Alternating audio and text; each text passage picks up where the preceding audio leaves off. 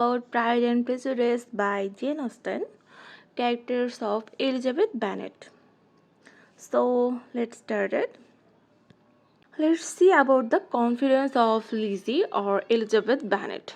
Lizzie is full of confidence of in all her conversation. Lizzie সে তার কথোপকথনে খুবই আত্মবিশ্বাসী পূর্ণ ছিল. She is not from a light class like Mr. Darcy or Lady Catherine, but when she talks to them, she never underestimates herself. সে lady Catherine বা mister ডার্সির মতো অভিজাত শ্রেণীর ছিল না, কিন্তু তিনি যখন কথা বলতেন তার কথার মধ্যে কখনোই তিনি নিজেকে অবমূল্যায়ন করতেন না. তিনি নিজেকে তা মানে মনে করতেন না যে সে তাদের শ্রেণীর নন, এরকম মনে করতেন না. সে নিজের আত্মবিশ্বাসের সঙ্গে কথা বলতেন. She never supposed herself a member of middle class society and her opinions and remarks do not have value. তিনি নিজেকে কখনো মধ্যবিত্ত সমাজের সদস্য মনে করেননি এবং তার মতামত ও মন্তব্যের কোনো মূল্য নেই এরকমটা তিনি কখনোই মনে করেননি. But her confidence and good sense makes her opinions considerable for rich class like Darcy's family. কিন্তু তার আত্মবিশ্বাস ও ভালো বুদ্ধি ও মতামত ডার্সি পরিবারের মতো ধনী শ্রেণীর জন্য যথেষ্ট করে তোলে. On the other hand, her confidence in her judgments leads her to prejudice. অন্যদিকে তার যে বিচারের প্রতি আস্থা ছিল প্রেজুডিসের দিকে নিয়ে যায়. My courage always rises with every attempt to intimidate me. আমাকে ভয় দেখানোর প্রতিটি প্রচেষ্টার সাথে আমার সাহস সবসময় বেড়ে যায়. এই কথাটি বলেছেন Elizabeth Bennet. Let's see the conversational skill of Elizabeth Bannet. এলিজাবেথ ব্যানেটের কথোপকথন দক্ষতা অসাধারণ ছিল. Conversational skills of Elizabeth Bannet are remarkable. Her conversations carry deep meaning and she stands with what she says. মানে তার প্রতিটি কথাই গভীর অর্থ বহন করে যা সে বলে আর কি. She is fully capable for making decisive action as when once she denies to the proposal of Mr. Collins. She keeps her decision until Collins marries Charlotte. যখন তিনি মিস্টার কলিন্সের প্রস্তাব অস্বীকার করেন, তার এই সিদ্ধান্তমূলক পদক্ষেপ নিতে তিনি কোনোরকম কার্পণ্য করেননি. যতক্ষণ না কলিন্স আর শার্লটকে বিয়ে করেন ততক্ষণ পর্যন্ত তিনি তার সিদ্ধান্তে অটল থাকেন যে তিনি তার সিদ্ধান্ত চেঞ্জ করবেন না. মিস্টার কলিন্সের প্রপোজালকে সে ডিনাই করে থাকে.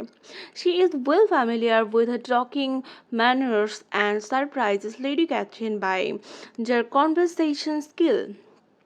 তার কথোপকথন দক্ষতা, কথা বলার ভঙ্গি লেডি ক্যাথরিনকে তার অবাক করে দেয় আর কি. She makes rich opinions and replies so confidently. সে আত্মবিশ্বাসের সাথে তার মতামত এবং তার উত্তরগুলো দেয় আর কি. Her sentences are mostly ironic that carry deep and clear facts. তার কথার মধ্যে একটা সত্যতা, গভীর এবং স্পষ্টতা দেখা যায়, যার একটা ডিপ মিনিং আছে. আয়রনিক্যালি সে জবাব দেওয়ার চেষ্টা করত.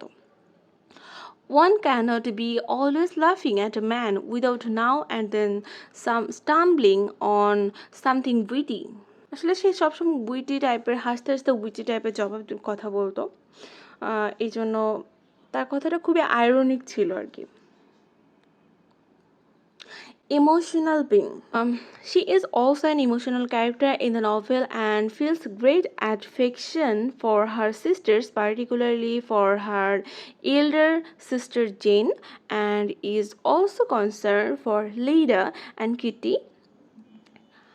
সে তার এই যে প্রাইড অ্যান্ড প্রেজুডিস নভেলটির মধ্যে তিনি খুবই আবেগপ্রবণ চরিত্রের একজন মানুষ ছিল. তার বোনদের জন্য বা বড় বোন জেনের জন্য অনেক স্নেহের একজন মানুষ ছিল. লিডিয়া কিট্টির জন্য সে খুবই উদ্বিগ্ন ছিল.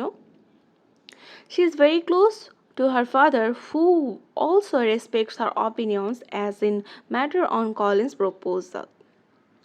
সে তার বাবার খুবই কাছের, সে তার বাবাকে খুবই রেসপেক্টফুল পার্সন মনে করতো এবং তার অপিনিয়নে অনেক গুরুত্ব দিত এবং মিস্টার কলিন্সের প্রপোজালের ক্ষেত্রেও ব্যাপারটিতেও সে তার বাবার মতামতকে সম্মান করে। Her mother does not like her, unlike her father, because of rejecting Collins, though she is often exasperated by her mother's behavior. তার মা তার বাবার মতো ছিল না আর কি, কেননা তার বাবা যখন মিস্টার কলিন্সের ব্যাপারটা প্রপোজাল রিজেক্ট করে, তখন তার মা রিজেক্ট করাটাকে মানতে পারেনি। এলিজাবেথ ব্যানেটের মা আসলে চেয়েছিল তার সঙ্গে মিস্টার কলিন্সের বিয়ে হোক, কেননা মিস্টার কলিন্স খুবই অভিজাত একজন মানুষ ছিল, নট ডার্সির মতো ছিল না, তবে একজন অভিজাত, তাদের থেকে ভালো ফ্যামিলির, উচ্চ ফ্যামিলির ছিল। এই জন্য সে তার মা চেয়েছিল মিস্টার কলিন্সের সঙ্গে এলিজাবেথ ব্যানেটের বিয়েটা হোক।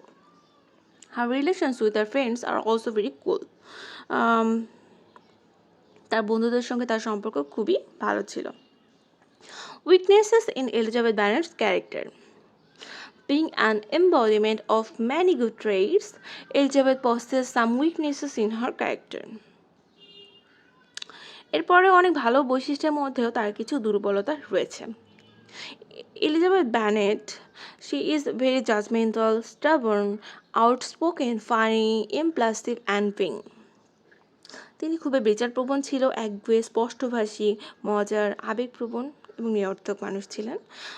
She is self assured and assertive but never rude or aggressive towards others. তিনি কখনোই সে খুবই দৃঢ়প্রতিজ্ঞ একজন মানুষ ছিল, তিনি অন্যদের প্রতি কখনোই অভদ্র বা আক্রমণাত্মক আচরণ করেননি। Her main weaknesses lies in making quick judgment towards others.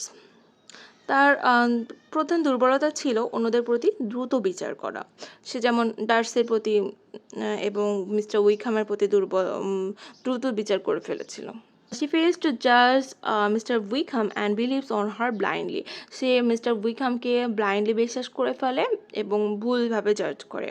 She also cannot judge Darcy's change, but Lydia tells her that Darcy paid for their wedding. That startles her and forces her to think about changing Darcy. সে ডার্সির চেঞ্জটা জাজ করতে পারেনি, দ্রুত বিচার করতে পারেনি আসলে।